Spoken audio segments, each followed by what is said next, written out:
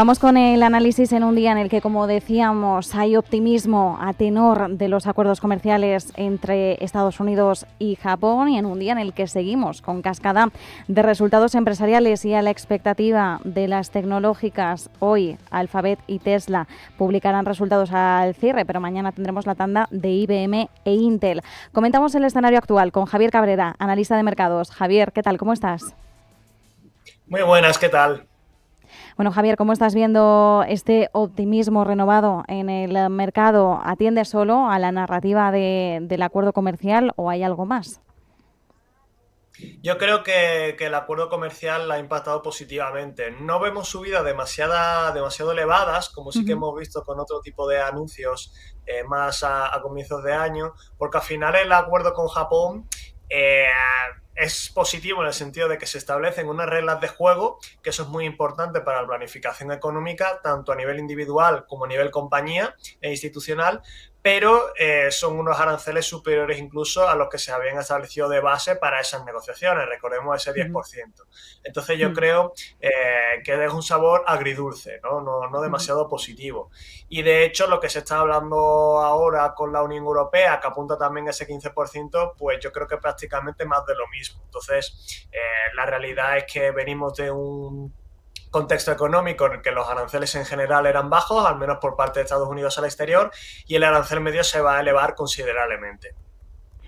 Efectivamente, los aranceles se van a elevar. Lo que ocurre es que, claro, el optimismo o el breve optimismo que se está movilizando es a tenor de, bueno, como la expectativa era de aranceles incluso mayores, como el escenario negativo se había vendido tan mal, ahora una mejora respecto a ese escenario peor, el más pesimista, pues bueno, hay que acogerlo con cierta alegría, ¿no? Pero efectivamente, veníamos de un entorno de aranceles bajos y la realidad es que vamos a tener una subida más suave de lo que podría haber sido, sí, pero una subida de los aranceles. De hecho, como bien apuntas, en el caso de la Unión Europea se hablaba de un arancel universal del 10%, pero como Trump amenazó con un 30%, si ahora nos lo rebaja a un 15%, pues claro, la expectativa cambia, ¿no? La lectura que se hace es, nos lo rebaja pues a la mitad respecto a la amenaza o al pulso mayor que nos estaba echando Estados Unidos.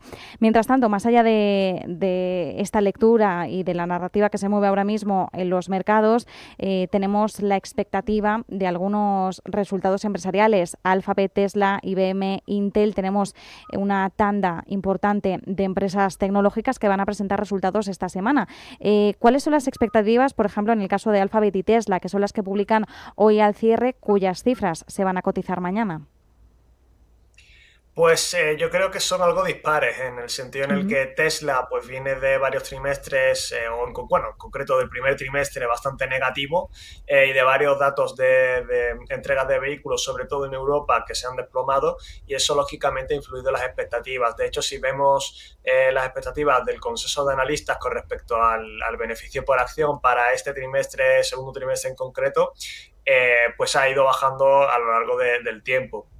En principio, Uh-huh. pues se espera que los ingresos caigan, no demasiada caída, alrededor del 10-11% interanual, pero lógicamente con el apalancamiento operativo, que cuando suben los ingresos juega a favor, cuando caen los ingresos juega totalmente en contra, pues mayores caídas aún de las cifras de beneficios. Yo creo que el mercado va a poner mucho el foco en el mensaje de Elon Musk, y lo que se está esperando es que se centre en la compañía, se centre en las claves dentro de Tesla, como son pues las fechas para la expansión de ese coche autónomo, como es el lanzamiento de ese robot que tanto se promete, o del coche económico, y se deje un poco de la política, porque ya hemos visto que le ha pasado bastante factura, ¿no? Al final la imagen de la compañía está muy ligada a la de Elon Musk. Y por Uh-huh. parte de Alphabet, yo creo que hay algo, o yo tengo más dudas. Es verdad que se espera un crecimiento de los ingresos de alrededor del 11%, y una ligera contracción del margen. En cualquier caso, yo me centraría mucho, no tanto en los ingresos por el servicio cloud, que sí es muy importante y le aporta mucho crecimiento, pero más bien por su rama tradicional, sobre todo Google Search y Google Advertising. ¿Por qué? Porque este es el área que está totalmente amenazado por la inteligencia artificial. Recordemos, cada vez usamos más la IA en lugar de usar el buscador de Google y esto perjudica a las impresiones y es el negocio clave de Alphabet. Entonces aquí es donde está la mayor amenaza y por eso está cotizando en los múltiplos actuales. Entonces yo creo que son los dos puntos clave y desde luego creo que esperaría incluso más movimiento en las acciones de Alphabet que en las de Tesla porque las perspectivas ya en sí son malas. Bueno, pues esperamos, por tanto, más movimientos en esta compañía. Bueno, y además nos decías que Alphabet, efectivamente, la parte de anuncios, la parte más tradicional ligada a los anuncios a través de Google, es la que puede estar más bajo foco en estos momentos, porque estamos viendo como incluso las generaciones más jóvenes ya dicen que no realizan búsquedas en Google, sino que directamente se lo consultan a alguna inteligencia artificial. ChatGPT, por mencionar quizás la más popular, pero existen otras inteligencias artificiales en estos momentos que también le están echando un pulso a ChatGPT y que están concentrando esas búsquedas. Así que bueno, va a ser bastante interesante. Tesla, sobre todo ligada a su consejero delegado, a Elon Musk, a los mensajes que pueda trasladar. Alphabet con ese pulso a la inteligencia artificial, aunque también la propia Alphabet entendemos que hará anuncios importantes respecto a inversión en esta tecnología y quién sabe si también podría dar un paso decisivo, porque estamos viendo que incluso Google está interiorizando esa inteligencia artificial cuando se le hace algún tipo de consulta, ¿no? Haciendo resúmenes quizás de información. Por lo que respecta a IBM e Intel, también las expectativas, Javier, parecen un poco la cara y la cruz, ¿no? La fortaleza y la debilidad dentro de dos gigantes tecnológicas. Sí, a ver, al final, por centrarme un poco más en Intel, es cierto que es que la competencia es alta. Mm. Compite con una Nvidia en el área de GPUs que ahora mismo es imbatible en el más corto plazo, estrictamente hablando, y por tanto lo que requiere son inversiones muy importantes para poder diseñar una GPU al menos que iguale el nivel de Nvidia. Esto tarda años. Durante esos años, pues estás destinando mucho CAPEX y no estás recogiendo beneficios ni flujo de caja libre positivo. Y por otro lado, también tienes una competencia intensa en la parte de CPUs y otro tipo de chips algo menos especializados con AMD, que lo está haciendo también muy bien y que además también está tratando de competir en el área de GPUs. Y voy un paso más, es que incluso parece que Huawei en China, etcétera, también están desarrollando sus propias GPUs, además de las propias empresas americanas, los grandes clientes de Nvidia. Entonces, claro, pues te enfrentas a un mercado que se va a fragmentar en el futuro y encima tú todavía no estás recogiendo frutos. Esto pues es muy peligroso y desde luego crea incertidumbre. Es verdad que el nuevo CEO pues parece que quiere dar un giro de volante de 360 grados, pero en cualquier caso, en el corto plazo, las acciones, la empresa va a seguir sufriendo bastante. Y yo creo que IBM, pues todo lo contrario, pero más bien porque se ha intentado orientar esa parte de IA y el mercado sí que lo está reconociendo positivamente.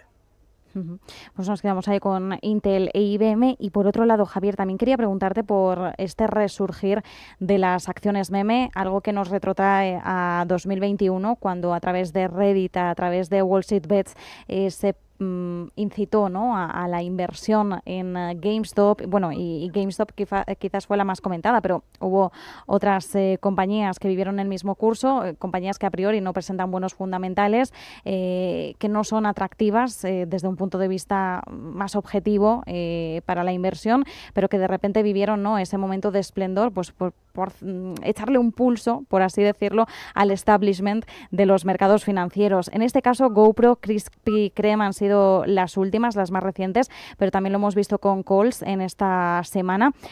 ¿A qué lectura debemos hacer de estos movimientos que se están renovando?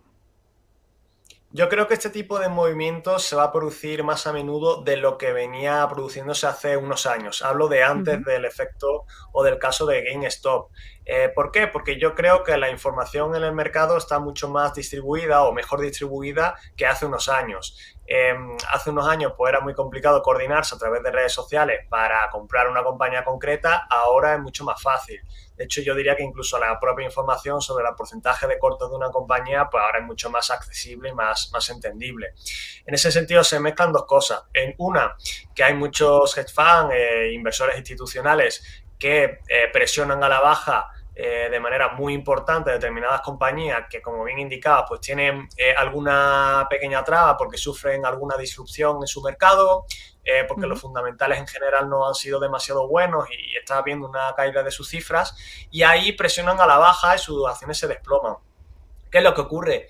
En el mercado yo creo que no te puedes pasar de listo, y cuando una compañía tiene un porcentaje de cortos muy alto sobre el capital flotante, es decir, ese que se puede intercambiar en la bolsa en el día a día, pues te juegas a que si hay una subida, ya sea por un estrangulamiento de cortos adrede o simplemente porque hay una noticia positiva, no puedas salir de esa posición. De hecho, hay veces que se tardan semanas en cerrar una posición y eso Y con provoca esto aún más. Y con esto nos tenemos que quedar. Disculpa, Javier, que ya tenemos que ir a publicidad. Javier Cabrera, analista de mercados. Nos quedamos con este análisis y con esta lectura. Muchísimas gracias. Un fuerte abrazo. Gracias, un saludo.